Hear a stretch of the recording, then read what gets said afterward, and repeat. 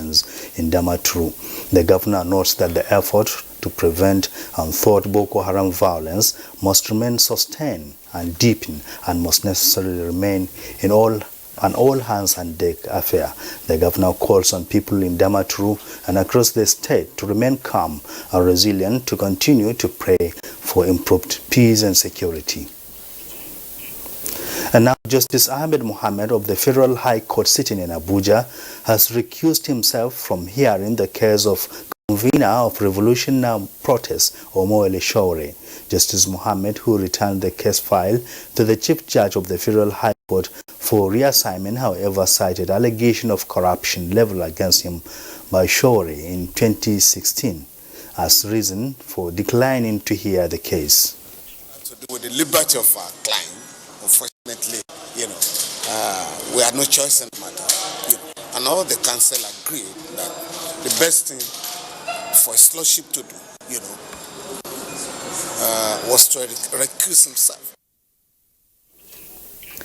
President Muhammadu Buhari has approved new appointments in parastatals in the Ministry of Communication and Digital Economy.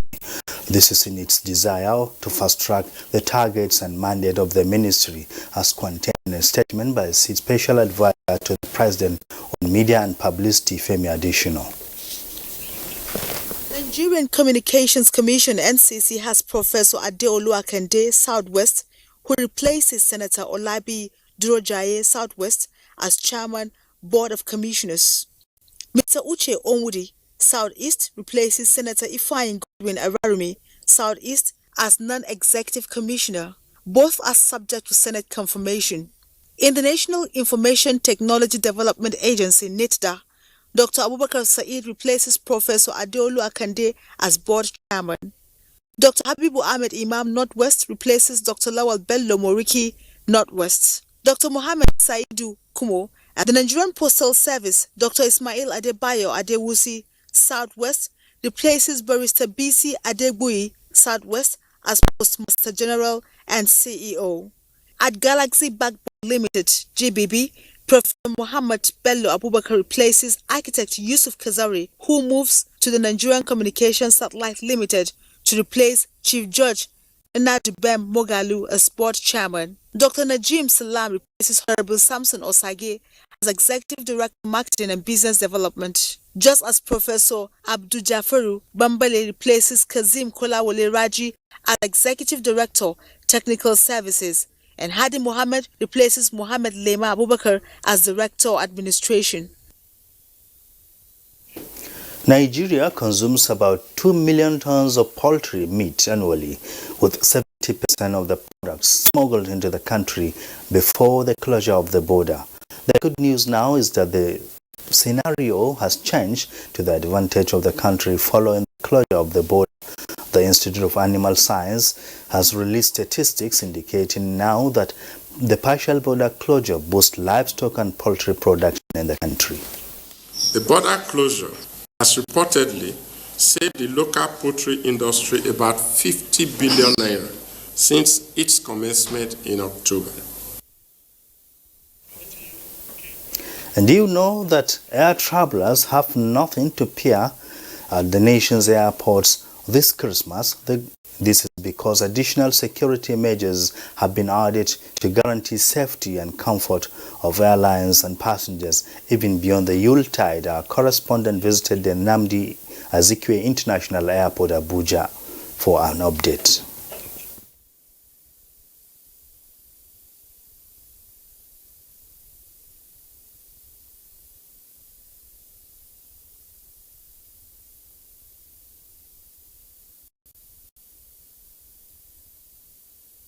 Security situation definitely is better with the screening gates and that nobody is above the law. Everybody screens to get inside, not like in time past where you go screen, 10 people screening, somebody goes walking. All the entry points are being manned effectively, and only passenger, of course, bona fide, that which has boarding pass, and the boarding pass has to be valid. That could be allowed down to the foot of aircraft.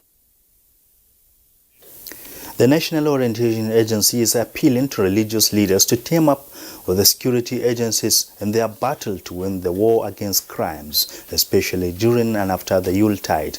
Director General of the agency, Garba Abari, made the appeal against the backdrop of the period of Yuletide, which comes with a lot of festivities, outdoor activities, and massive movements across the country. Only today, we began to reach out to the leadership of worshiping congregations, the churches and the mosques, on the need to join in the effort to keep the Yuletide period safe and peaceful. We believe our places of worship should be a platform for communicating essential precautionary measures to citizens as part of our security awareness and sensitization campaign. And that's the news segment of the Good Morning Nigeria. Jumai and Kiran are ready, but that will be after this break. Stay with us. 20 years of travel and counting. 20 years of promoting tourism in Africa and diaspora. Over 3 million kilometers traveled. Over 30 African countries visited. Explored the diaspora in 4 continents. Connected over 100,000 happy tourists. Africa reached over 50 million homes, igniting smiles across Africa and beyond. As Goge Africa turns 20, we thank you and invite you to join us in the quest for 20 must-visit destinations. Partnerships with the largest TV network in Africa, the NTA, Ministry of Information and Culture, Ministry of Transportation, Studio 24, Delta Airlines, Toll Brokers International. You too can still be a partner. Call the numbers on your screen or info@gogeafrica.tv. Goge Africa, celebrating 2 decades of heritage, travel and tourism. Not so fast. I'm tired. I want to check out of this country. Greener pastures. Just calm down for a moment. Please sit down. Do you have a job where you're going to? No, but someone is arranging, Listen, Alinko. Checking out of this country without proper planning means one thing. Unimaginable begin. You know, I've been in the diaspora, but legitimately doing great things at home and abroad. As I've been saying, without the proper footing abroad, the risk is not worth it. Listen, Alinko, it's better to be home than be trapped abroad, or even end up in prison.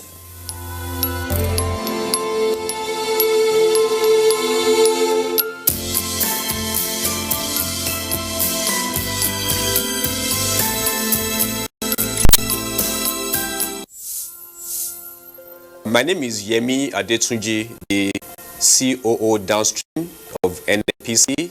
Ever since the closure of the borders, we have seen a marked reduction by 10% in terms of the evacuation of what you call loadouts of EMS, which equates to about 6 million liters per day. Essentially because of the border closure, because of certain aspects we've also done as NNPC, working with our sister organizations, sister agencies, Nigerian Customs, DPR, Federal Ministry of Petroleum Resources, and other agencies, and also what we call Operation White, which is an intervention we have put in place to trace and track every molecule of petroleum products as they arrive in country through the vessels, as they move through the depots, and as they're evacuated with trucks out of the depots.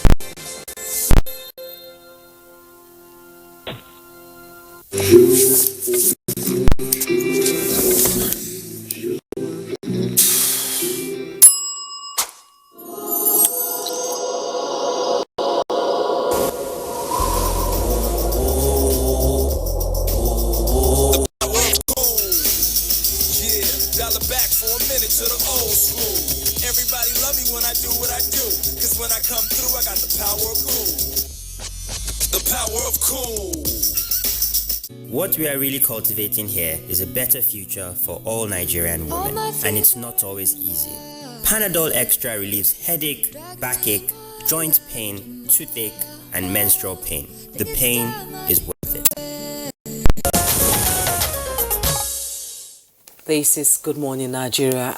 Impact of waste to wealth in focus as stakeholders advocate a paradigm shift for this sector. Timobi Walter Inaji has the rest on our business news segment.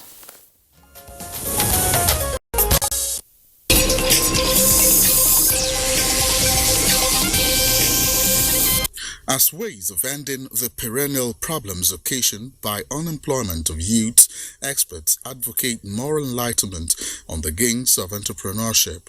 One area identified by them is turning waste to wealth. Some of the respondents noted that the waste management industry can employ more than 40% of the unemployed if adequate attention is placed on it by the teeming unemployed youths. Government that waste is actually a big source of wealth. We generate more than maybe 500,000 tons of waste per year. Humongous amount of waste. This is wealth. This is money. Every aspect of it. Whether I want to talk of plastic, waste wood, waste food, waste water, tires, waste oil. Stakeholders have advocated an increased participation of women in meaningful economic activities of the country as a way of attaining financial stability and strengthening the nation's economy. They were speaking against the backdrop of the research carried out by the World Bank on the participation rate of women in economic activities. They noted that women contribute greatly to nation building and development, hence the need to empower them financially. The research says participation in economic activity. We have a stereotype in this part of the world. We think that jobs are what government provides, and then you go there and you get paid and you go home. That was ages ago. Nowadays, employment is what you generate, what you create for yourself. So women in particular have a lot to contribute in the economy. The participation rates that the World Bank has been speaking about are actually in economic participation, not necessarily in politics. For more on business news, here is a graphic representation of trading figures at the floor of the Nigerian Stock Exchange.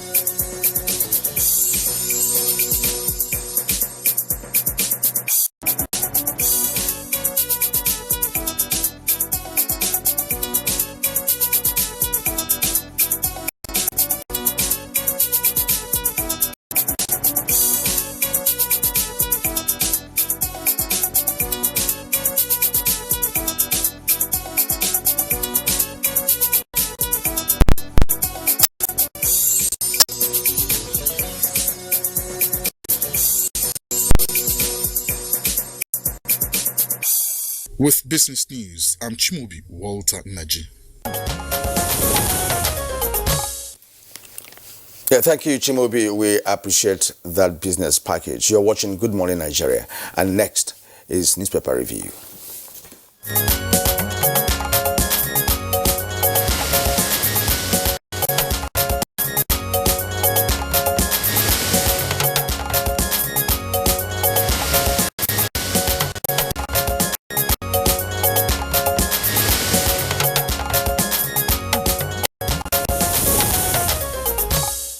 Thanks for joining us on Newspaper Review this Tuesday morning. I'll begin the review with the Daily Trust newspaper. Just below the masthead, you see, despite 36 mining licenses, 10,000 megawatt coal for power capacity idle. You find that story on page 20. Why we have not rescued Leah Sharibu and others. That's coming from the Defense Headquarters. That story is on page 3. Reasons we waded into Ganduje Sanusi feud. That is attributed to Adamu Fika, and you find that on page 4. The headlines on the Daily Trust newspaper: FG uncertain on January border reopening, with Rider joint patrol with neighbors yet to start. And the picture story there, you see people wait to withdraw money from ATMs at a bank in Oshodi, Lagos yesterday. You see quite a long queue there. And at the bottom plate of the Daily Trust newspaper, PDP moves to broker peace between Dixon and Wiki. That's on page 13. Kalu to spend Christmas in prison as court rejects bail application. That story is on page 8. And court sentences 5 to death, 3 to jail over Khashoggi's mother. That's the journalist that was killed in Turkey. You find that story on page 36. Kieran? All right, now let's turn to the Punch newspaper. Above the nameplate of the Punch newspaper, federal government's revenue dipped by 388 billion naira in November, says CBN. The story can be captured on page 27. There are other stories here. Elders Committee can't annul Kano New Emirates, says government. Elders Committee can't annul Kano New Emirates, says government. It's on page 2. Now, oil wells. PDP steps in as wicked Dixon rift deepens. That's on page 7. No date yet for border reopening, says the federal government. This is on page 30 of the Punch newspaper. Now, the lead story on the Punch newspaper this morning: APC rejects Obaseki's call to dissolve peace panel. With 2 riders, governor not ready for true reconciliation, party leader, and the NWC resolves round only Oshomole, says Obaseki.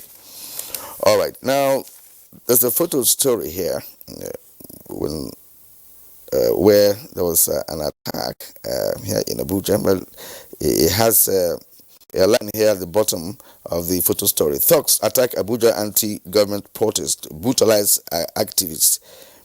And of course, below that, we have other 20 stories.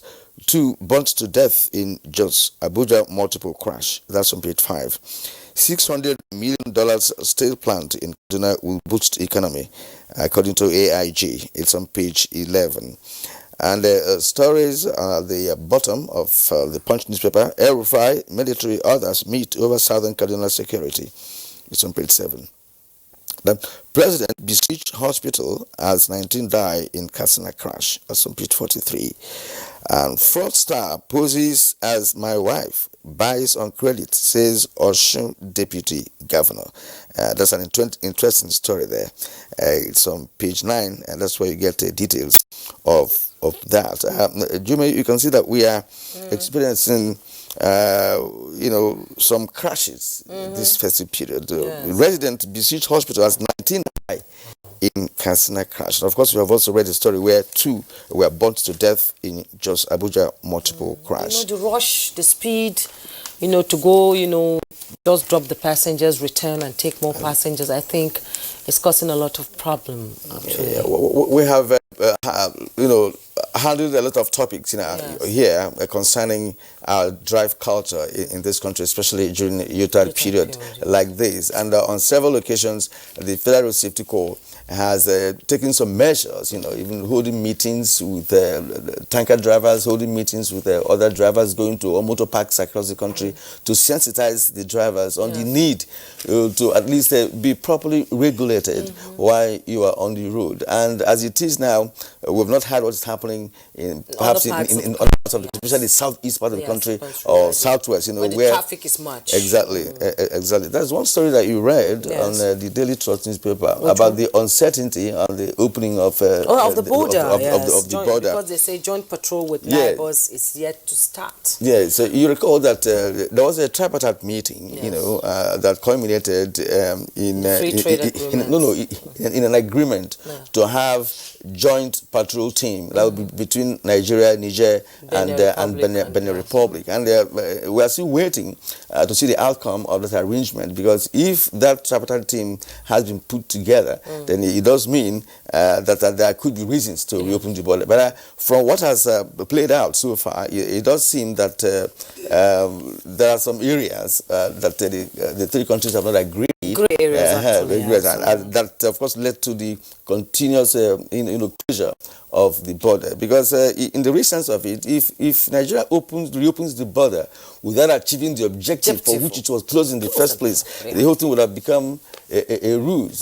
So something has to be achieved from that action. That's why that's the reason of that uncertainty from my understanding. One thing that beats me is why not adhering to the agreement first before December, because the rush is quite sincere and very, very serious in the border areas, because I think the closure has sort of helped will bring down the crime rate during this festive period. It has indeed. Never before the festive period, we've had some quiet, when it comes to kidnapping, the space of kidnapping across the country, and even banditry.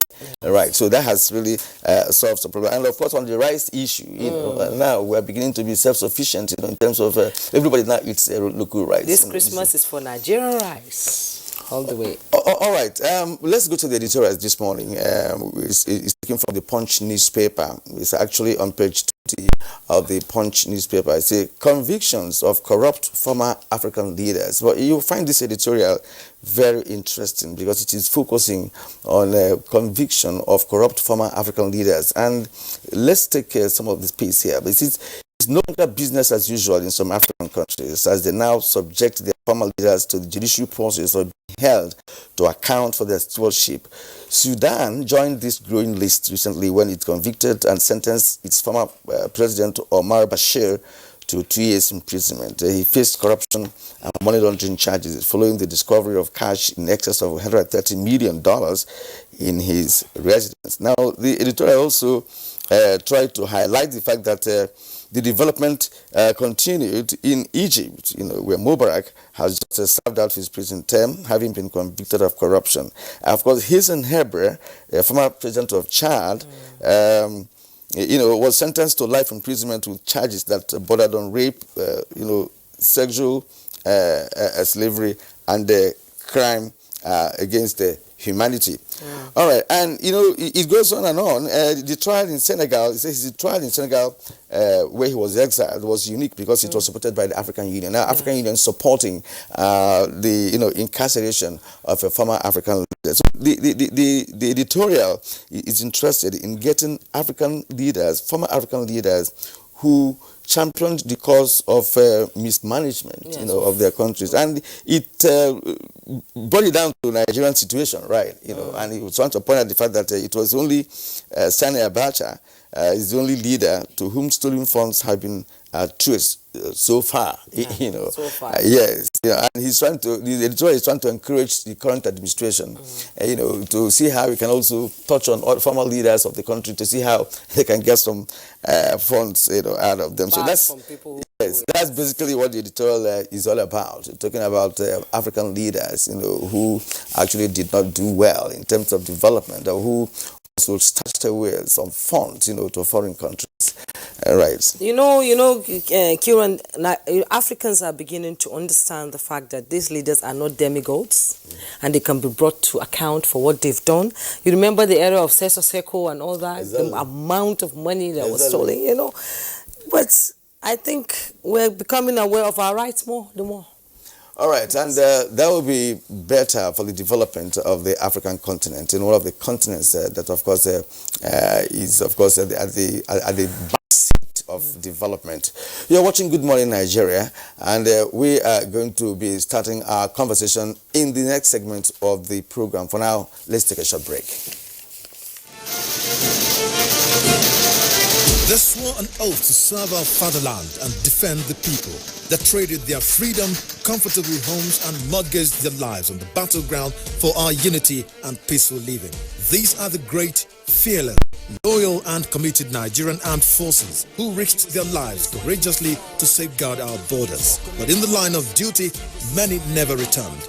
Nigerians, arise, let's celebrate our fallen heroes. Put on the remembrance emblem with pride to support the incapacitated and families of our fallen heroes.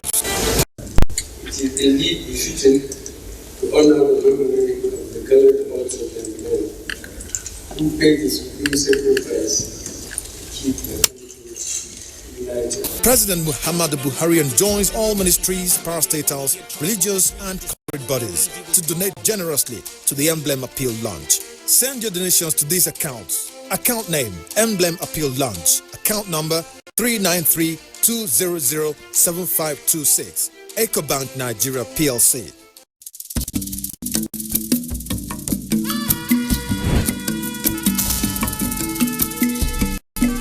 Meet the dreamer. Meet the stylish. Meet the bold.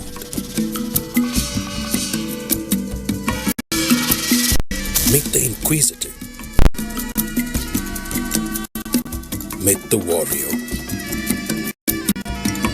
Meet the master.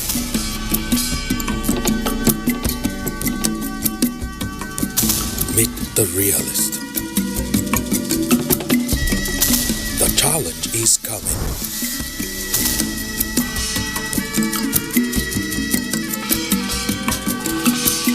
Unity Challenge. Power, development, and peace. Coming soon.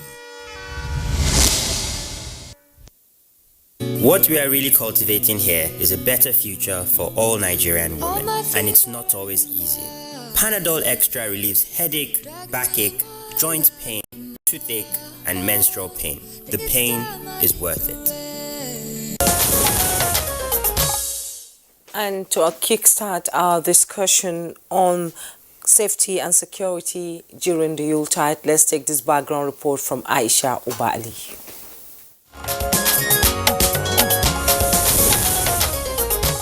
Christmas is a significant day for most Christians all over the world, and in less than 24 hours, Nigerians will be joining the rest of the world to commemorate the birthday of Jesus Christ. This season is characterized with movement of people from one place to another, especially to the hinterlands. For many, it's an opportunity to bond and as well as reconnect with loved ones. With such activities comes its peculiarities which center on security. These usually pose as a challenge for road users in public places and sometimes residential areas. As it is, government has put up plans of ensuring that the festive period becomes memorable for everyone by providing adequate security of lives and property at all levels.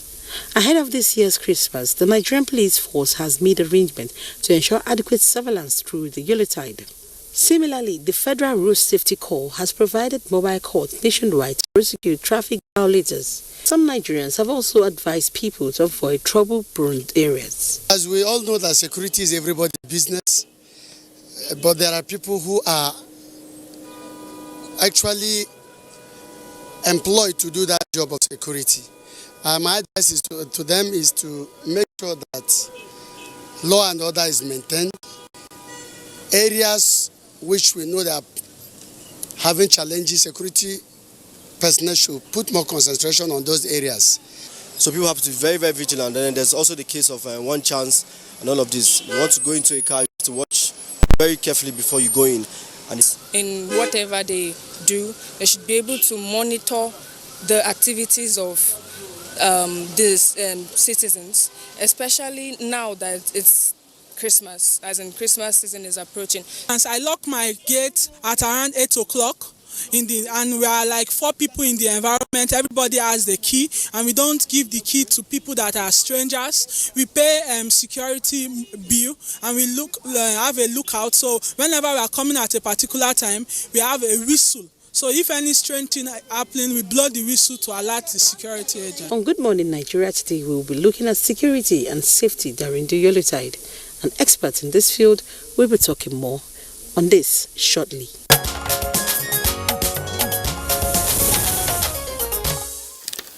And joining us this morning to discuss the topic, first we have the Force PRO, Frank Mba.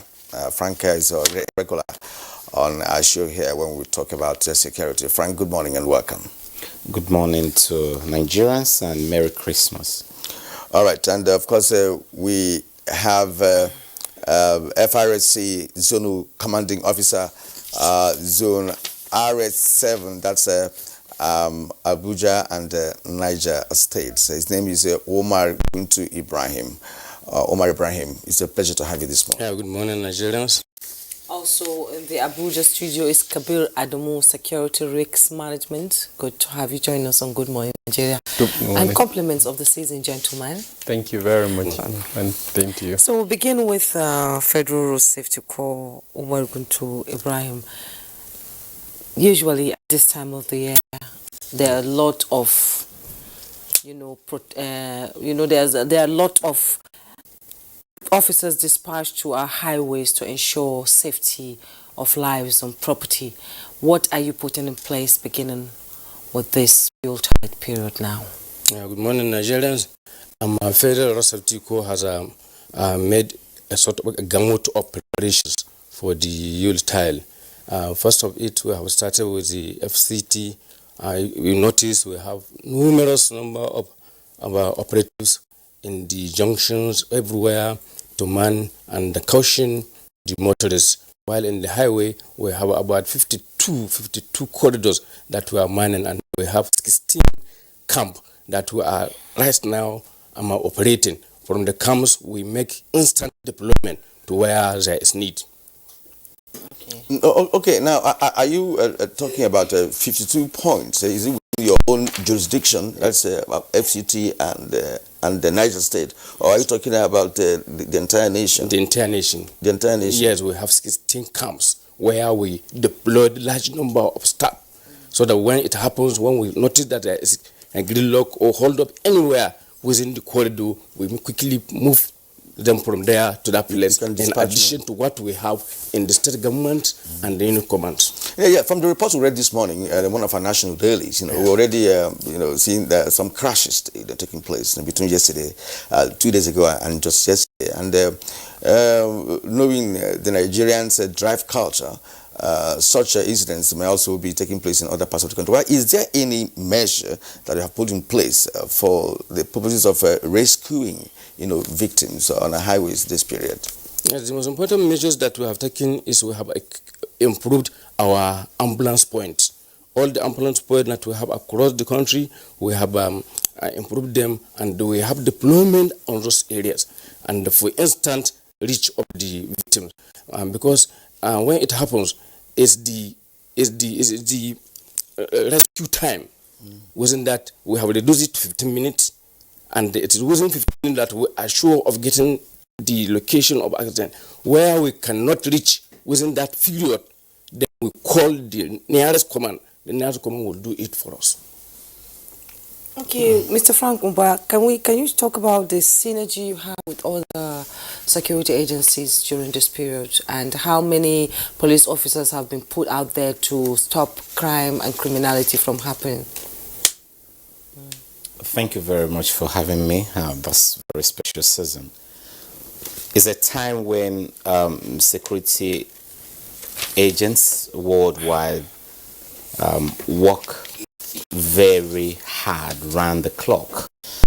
There's parts of the sacrifices we make when others are celebrating, when others are expected to be at the moon having fun. That is when we're expected to actually be on the road and be up and doing, making sure that we're able to provide a safe, conducive, crime-free and violence-free environment for citizens to be able to actually celebrate and enjoy the festivities. And that's exactly what we'll be doing this period. We have made a lot of strategic deployments. We are paying very special attention to the shopping malls at this period in the build-up to the Christmas and the New Year. There will be a lot of shopping activities going on. And we also understand that at this period, some criminal elements also want to take advantage of the very busy nature of the shopping environment to actually try to commit crime. So we are paying very special attention to shopping malls and markets. We're paying very special attention to banking zones, and some parts of the cities are actually designated as banking zones. You have a large concentration of financial institutions domiciled in those axes, and we are paying very special attention to those axes. We are also paying very special attention to our places of worship, because there are lots of activities going on there. Remember, beyond the celebratory component of Christmas, it has also got a religious and spiritual dimension, and so we are not unaware of that. So we're paying very special attention to the places of worship. We are also paying special attention to residential areas. Over time, we know very well from the pattern of movement around the season that in major cities like Lagos, Abuja, Kano, Kaduna, and so many other big cities within the country, what you notice is a migratory tendency or a movement tendency that take people away from the cosmopolitan areas to the rural areas. A lot of people will be moving to their country homes to reunite with their families, to attend so many other social functions that are intricately tied to the season. And so what happens is the residential areas in the urban areas, in the cities, are usually lonely, with fewer people, and that makes those areas vulnerable. So we are intensifying both vehicular and foot patrols around those areas.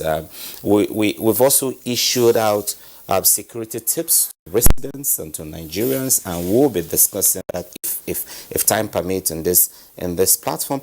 And then lastly, perhaps not lastly, we're also paying very special attention to the motorparks, the airports, and then the train stations.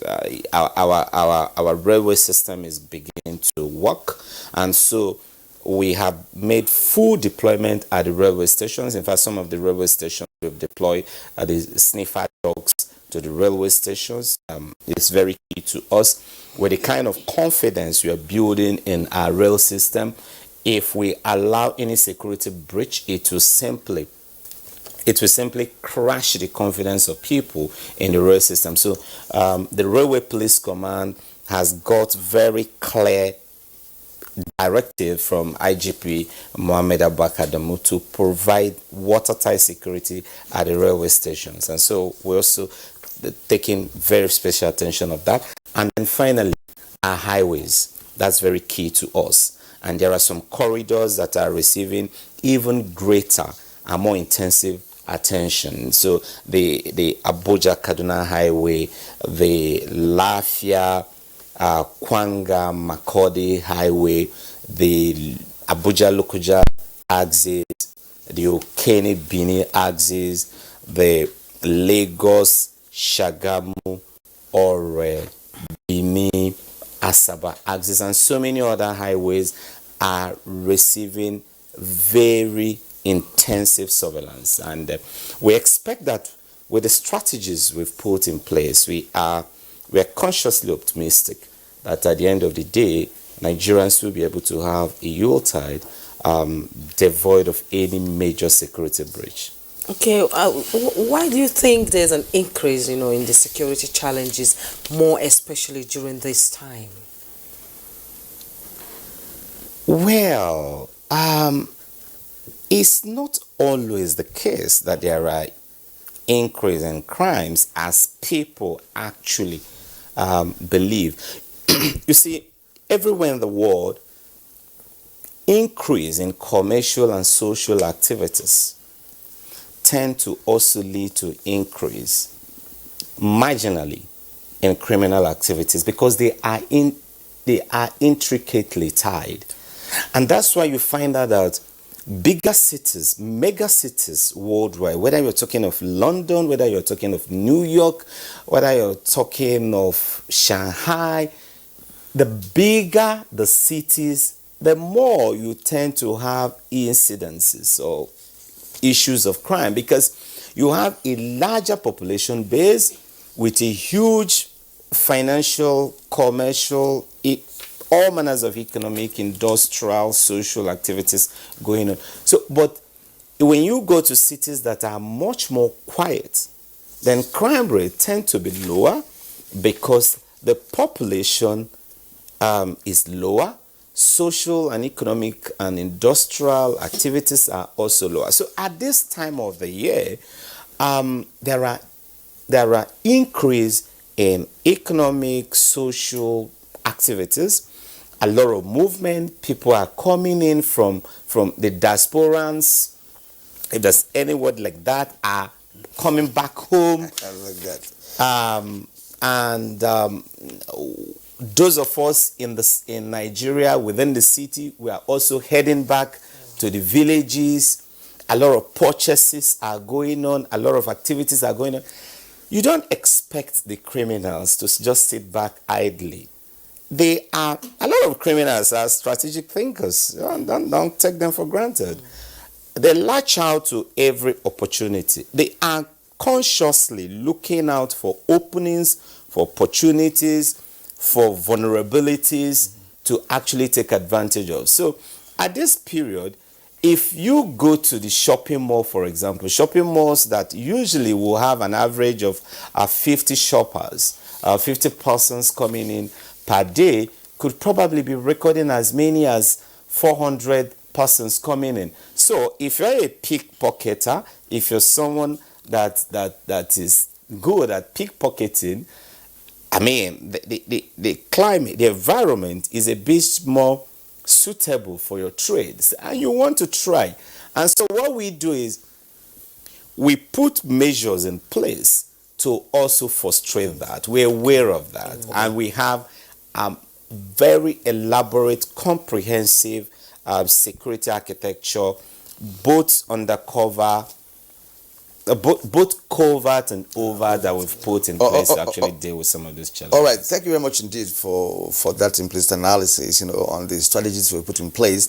We are going to specifics, much later with respect to the agency collaboration in this effort, because the police can't just do that alone. Let's bring in Kabir Adamu here. Kabir, in our new segment, the acting director Defense Information, Brigadier General Onyema Nwachukwu, gave Nigerians an information saying that the military has been able to neutralize some bandits, and of course arrested about 389 of them in a fierce battle. That's the language he used. That's my concern here, which simply means that the banditry is also part of the security problems that we're having at the moment, especially this Yota period where activities have heightened. Every facet of our human life, is bubbling. And everybody wants to play a role. Just like Frank Abba told us that the criminals are also strategists themselves. Right. So, how do you look at the entire security architecture of the country within this period, having heard from Frank Mba? Yeah, unfortunately, the criminals don't go on holiday. They, like he rightly said, they are strategists. They take advantage of opportunities. So the current challenges that we have are not likely to, lie low, as it were, during the Yuletide season. And I'll quickly run through these challenges. Number one on the top of the list is terrorism, and that's more specific to the northeast of the country. And to that extent, I would like to mention a campaign that especially ISWAP, that is Islamic State in West Africa province, has started to avenge the death of its leader, al-Baghdadi.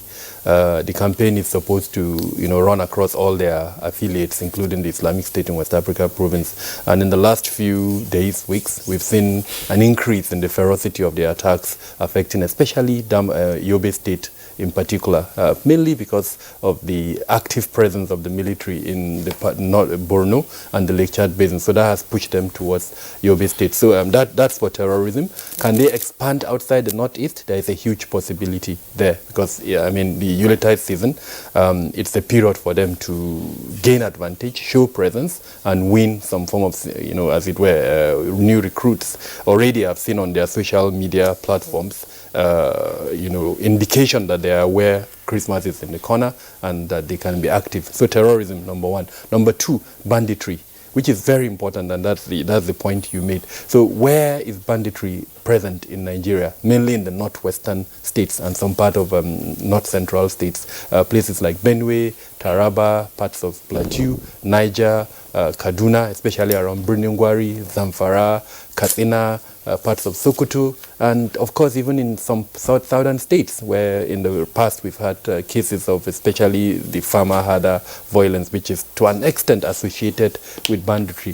And while speaking about banditry, we also need to speak about kidnapping. Because unfortunately, when the bandits attack, they kidnap. Like we've seen in almost all the states. So that threat is there. In spite of what the defense headquarters has mentioned, that threat is there. It's very active in the rural areas. And of course, when you are traveling between locations, sometimes they block the highways and, abduct the victims that they stop. When they go to rural communities, they steal, they, rape, unfortunately. So gender-based violence is also an aspect. Criminality. And all its facets, highway robbery, which has been spoken extensively by my two fellow discussants, associated with kidnapping as well, because when highway robbery occurs, sometimes kidnapping comes up, and then break-ins, when they go to homes, burglary, steal. When you park your vehicle, they break into the vehicle, steal, which is unfortunately quite rampant in Abuja here. And several other aspects of criminality.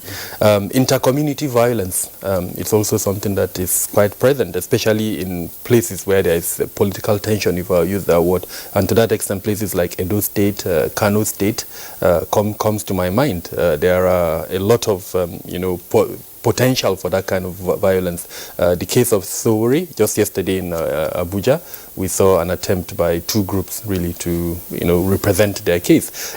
That's not likely to go away during the Yuletide season, where that potential is there.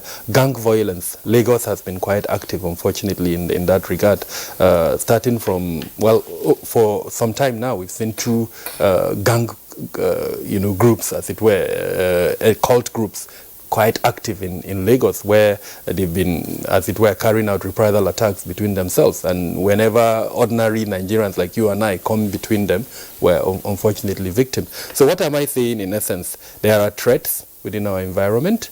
How can those threats become risks to us? How vulnerable are we to those threats? That is what each and every individual and corporate organization needs to do. If you have the capability or capacity to do a threat assessment, do that threat assessment as an individual. In other words, ask yourself, in this Yuletide season, all of these threat factors that I've mentioned and several others that I haven't mentioned, how can they affect you? That is the risk to you. Now, if you are domiciled in a location, let's say you are living in Abuja, what are the threat environments within Abuja? How can they affect you during the Yuletide season? Are you going to church to, to worship during the Yuletide season? What are the vulnerabilities specific to that church? Is there likely to be an attack? What measures have that church put in place? What measures have the public security institutions like the police, civil defense, and the others put in place to protect that church? So every individual should ask that question. If you are a corporate organization, business, or to an extent whatever corporate organization you are,